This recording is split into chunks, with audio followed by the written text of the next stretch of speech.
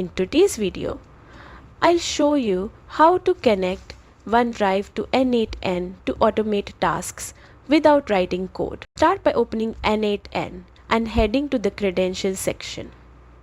Click Create New and select Microsoft OneDrive. Next, we'll authenticate using OR2. Register a new app in Azure through the Microsoft Identity Platform. This gives you a client ID and client secret, which N8N uses to access your OneDrive securely. Set your N8N instance URL as the redirect URL and grant the required scopes so N8N can access your files and folders. Finally, return to N8N, authorize your OneDrive account, and you're connected. Now N8N can retrieve, organize, and automate your OneDrive files, making your workflow faster and smarter.